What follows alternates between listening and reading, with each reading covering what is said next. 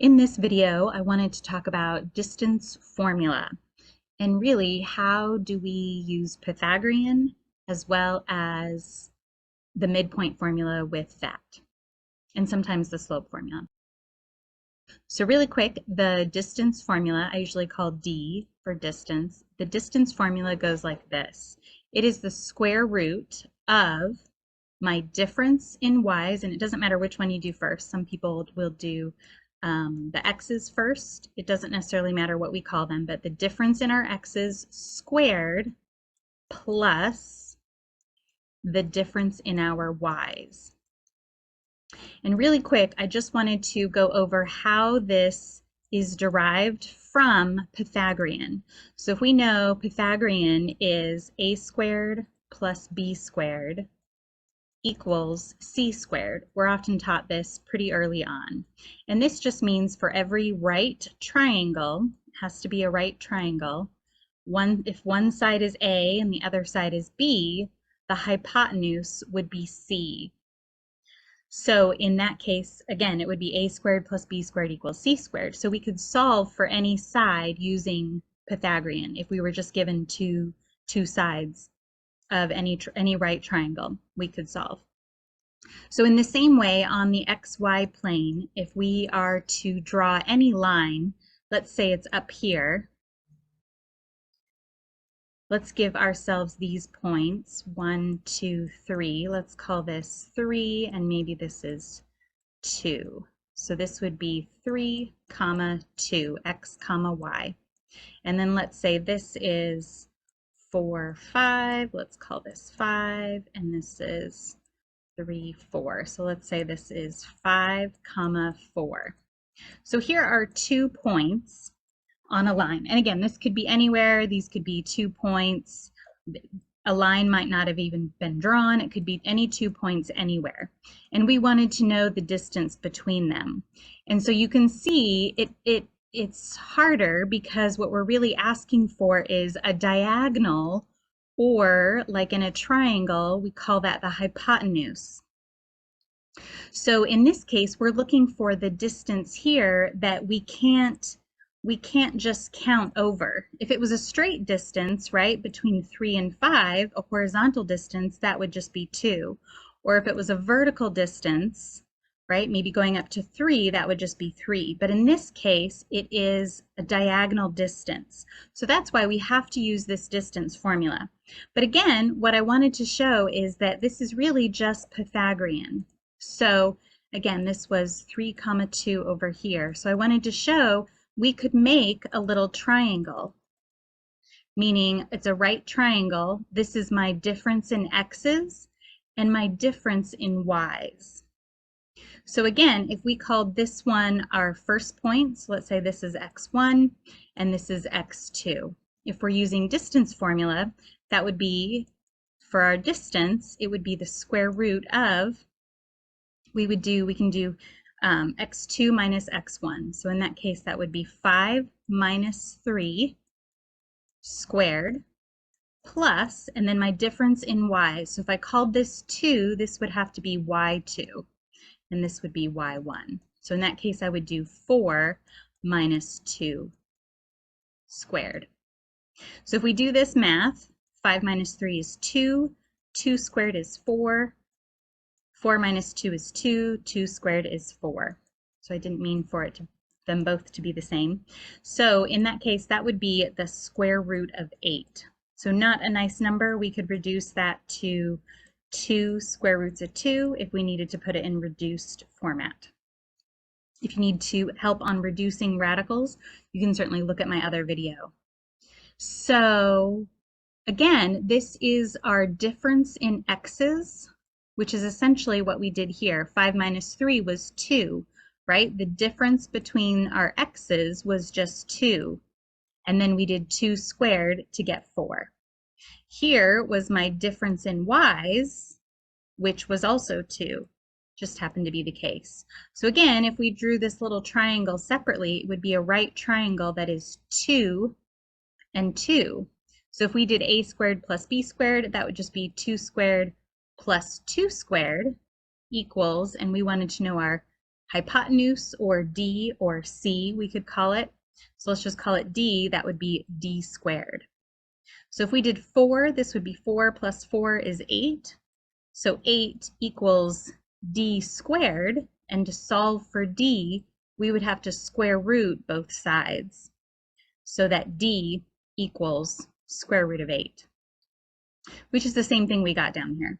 So that's just proving that if you can't remember the distance formula, which I highly recommend that you do because it's easier and sometimes faster just to plug in, but it really relates to Pythagorean. So if Pythagorean really sticks with you and you can really easily see these right triangles. So anywhere where there is a diagonal drawn or 2 points, you can always make a right triangle with the x and the y, right? And consequently, that is the same as slope, which is our difference in y's over difference in x. So not to be confused with distance formula, the distance formula is related to Pythagorean, where we have to square root our differences squared, right, added together. Whereas the slope formula is our change in y over change in x. So for the slope formula, that would be just a real quick review for slope formula. That is y2 minus y1, we usually call this m, over x2 minus x1. So that is rise over run, or y over x. So if we were to do that for our little example here, so let's say this is a whole line and it just happened to only give us these 2 points. So we already know that our difference in y is 2 and our difference in x is 2. So that would be 2 over 2. That would just be a slope of 1. So in that case, our slope is 1 and our distance between those 2 points is square root of 8. So that's just an example of the difference between distance formula and slope formula. So now let's move on to the midpoint formula. So let's say, first I'll give the midpoint formula here, and how I like to always remember these is that the midpoint formula is the only one that is added, and it's the only one that gives the point. So the other ones were giving a distance, right, or an amount, a quantity, just a number, whereas the midpoint formula gives us the coordinates. So it is the only one that is added. So our x is always first, comma, our y. So we take, it's almost like taking the average, right, between the two. And we could think about that really quick as a little example. Again, going back to our little triangle here, if we were to do a little triangle, it's essentially taking the midpoint of the x values and the midpoint of the y values. And if we were to extend that over, that would be the midpoint of our diagonal. So that's kind of where we're headed. So as an example, let's try plugging this one in. So let's say if we had here 2 points, we'll do some negatives. If we have here -2, 5, -2, 5, and then we wanted to know all the way over here 3,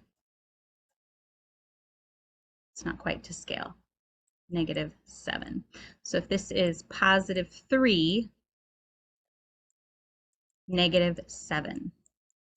So if I wanted to know what is the midpoint between, oh, that's not a very good line. If I wanted to know the midpoint between those 2 points, right, I could draw a line and I could guesstimate, right? We kind of expect, I don't know, the midpoint to be somewhere around here.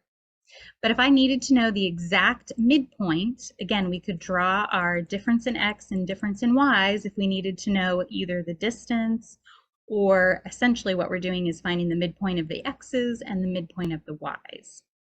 That would be the other way, right? This is the midpoint of the x's, midpoint of the y's. So let's plug this into our formula here. So the midpoint between those 2 exact points for our x's, and it doesn't matter which one you start with, you just have to correspond with the y. So if we did -2 plus 3, that would be my two x values, divided by 2.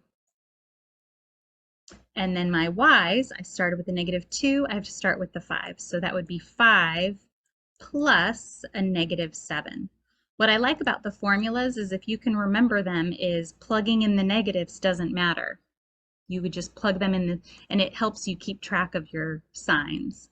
So it's easier to, I think, not make a mistake with the signs. Okay, so let's try this. -2 plus 3, that would be, I'm at -2 and I'm adding more positive, so that would be a +1. So that would be a +1 over 2, and then 5 minus 7, that would be a -2 over 2. And if I reduce those, 1/2 doesn't really reduce to anything, but -2 over 2 is the same as -1. So let's look here. Does that make sense? +1/2 down 1. Yeah, and that was right around where we thought the midpoint should be. So that would be the midpoint would be at +1/2, comma, -1. So that was distance formula, comparing it to Pythagorean and using slope as well, and then also the midpoint formula. Those 3 formulas are really going to come in handy if you can remember them. Please feel free to comment below with any questions you might have.